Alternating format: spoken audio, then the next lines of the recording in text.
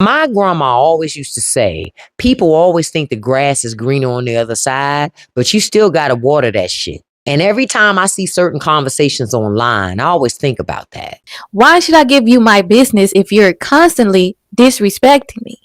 You don't respect me, you don't respect my community, and it's the fact that y'all are more upset that a few people decided to boycott Asian businesses. We are transferring our wealth back into our communities.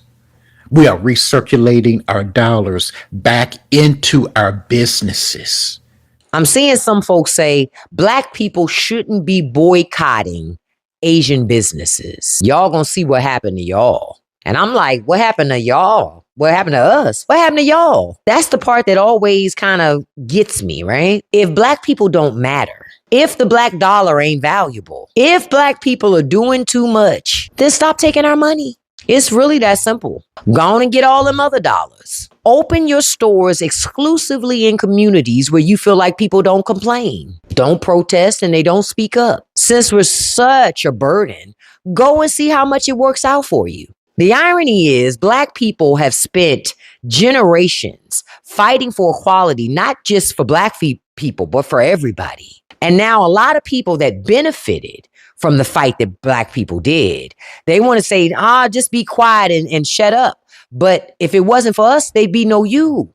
And now some of the people who benefited from black folks opening those doors act like black people don't bring nothing to the table. And that's why I don't get offended anymore.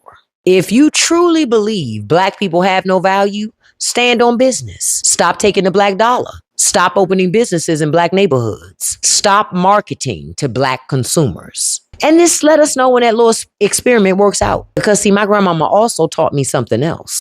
Folks don't appreciate water until the well runs dry. They're reacting to years of experience, years of frustration, years of feeling disrespected, profiled, dismissed, and treated like a problem inside spaces where their dollars were always welcomed. A lot of us watched relatives and community members say things about black people that would make them furious if somebody said the same thing about Asians. You know, this Asian situation has reminded me of something someone said.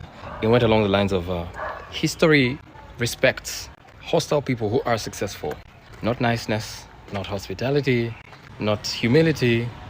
I mean, otherwise Africans would be on top because we're one race that's been known for hospitality, right? It's embedded in our culture. So, in consideration of the gist of that statement, history respects hostile people who are successful. I think I understand why Asians treat us this way. Hell, why everybody treats us this way. Because we have never waged war with any race out of the blue. Never. Not once. However, our palm-colored friends have thrown Nagasaki's, Hiroshimas at them, subjected them to hostility of colonization, but for some reason they're still revered, admired. Hell, all Asians want to be like them. Do you understand? If Africans had done the same thing but succeeded at it, I think the whole world would respect us. So, Africans, get yourself in some chaos, and succeed at it. Maybe, you never know, maybe we might get out of this hatred we don't know how we got into. Begin this video first by commending the black community and foundation of black Americans because of their resilience, their determination, their doggedness, and their ability to endure long. I mean endure long. I mean it because the black community is one community that has been disrespected, is one community that has been trodden down. It is one community that has made way for every other migrant community to find a foothold in what they call the American dream. And if it were not for the black Americans, I don't think that many of them will be partakers of the so-called American dream. And so the black community, it's what it is. There's no community in this world or nation where you don't have one or two bad eggs, but on the generality, you cannot take it away from the black community, their love, their acceptance, their ability to accommodate every other race. And when it comes to all of the conversations that have been trending, from the boycotts to the recent issues that have to do with the war in Iraq and this administration coming after, black rights and deprivations and all that, the black community has stood out. And I don't know why people can't respect the community that has endured so much from everyone. The black community has fought for everyone. But now they're saying we just want to be on our own. And now you guys are coming after them and you are talking and you're trying to slander them and make them look like, they're doing something bad, something evil, kind of witch hunting. While all those wise, you guys have been having your way and having your way and having your way. And now they have said we have had enough. We're taking back our money. We're investing our money in our community. And you find that offensive. You find that repulsive. You call that racism. I don't think that is racism. And I do applaud them for the bold step in that direction. So we have a couple of videos to share with you, and at the end of the day we'll come to give us your analysis. If you're coming to my YouTube channel, please kindly follow, give me a thumbs up, comment, share, subscribe, and we'll come back at the end of the day to give you our final analysis on the subject matter. Boycott Asian run businesses. Not all of us are racist. I don't think I'm racist. I mean, I try not to be. I don't think I'm racist. I'm just Asian. I don't think it's fair that we all are punished. Why are we all punished? Don't call all Asian people our enemies. Saw a woman recently saying that we should boycott Asian businesses because she said that black people can't win when Asians own all of the businesses and that we had it easier coming to this country. As an Asian whose grandparents immigrated to this country and as a business owner, let me dissect this. Complete bullshit. Have you never heard of pea bashing before? Have you not heard about the 16-hour shifts that our grandparents did in the mills here up north? Those people worked endlessly. 12 hours, 16-hour shifts in mills, getting their hands all mangled up in machines just to get by, or working as toilet cleaners and just to survive. They didn't have it easier. They were disciplined and sacrificed everything. Just to make it clear, I want to bring communities together. I'm not here to divide communities. I just want to point out exactly how the Asian community built some wealth. And don't say we had it easier, because even in 2025, just in September, a Sikh woman was raped and told go back to her own country. Don't talk about easier when we get that kind of treatment in 2025. The reason why our grandparents did better is because they saved every measly penny they could get to invest it in long-term assets, houses, gold, businesses.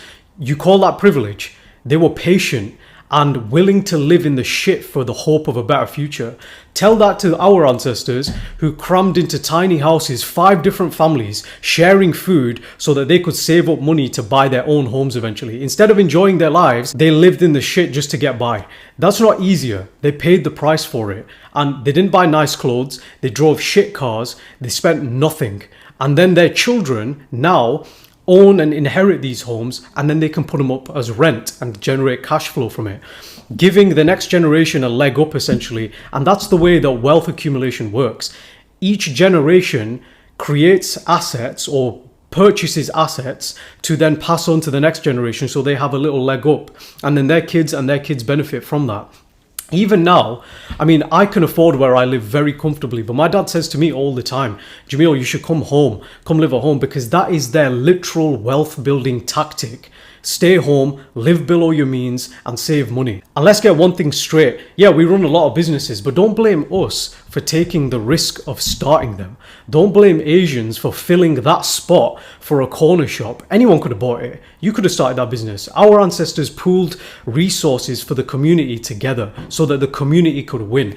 Instead of hating online, why don't you speak to those Asian owners and learn how they did it instead? I don't come from a rich family, and that's the exact reason I'm a business owner. I've got a biomedical science degree and I can work in a hospital, but I know that if I want my kids to have a better life, then I need to build some wealth, and I'm not going to do that sat working for other people. Me and my brother are the classic example of 2 people coming together, pooling resources and building a business and succeeding with it. And that's one thing that I actually miss about the older generation. Back in the 80s and 90s, Asians had a community like glue. They worked together. They weren't selfish. They built something so that their kids could live better lives. And I'm disappointed, honestly, because historically, colored people have always come together and had each other's backs. And we've always unified in the past. I mean, historically in the Caribbean, Indian migrants literally shared culture with the people who live there. That's literally where curry goat comes from. You need to take some accountability and learn about sacrifice and stop blaming the world, essentially, because that's what our grandparents did. That's all they did to accumulate wealth. They were bashed in the streets and still sacrificed so that their children don't have to suffer the same way. I'm not gonna pretend I fully understand what kind of pain black people go through on a daily basis. That would be a complete lie. It's almost same as I can understand childbirth. I don't understand women go through during the childbirth because I'm a man and I will never get to experience that. Some black people pointed out I say all these things because black people want to boycott Asian-owned businesses.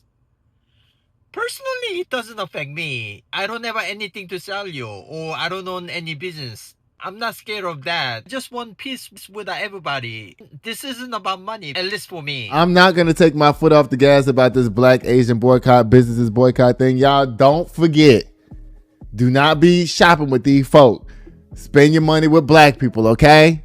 This is not anti-Asian. This is pro-black.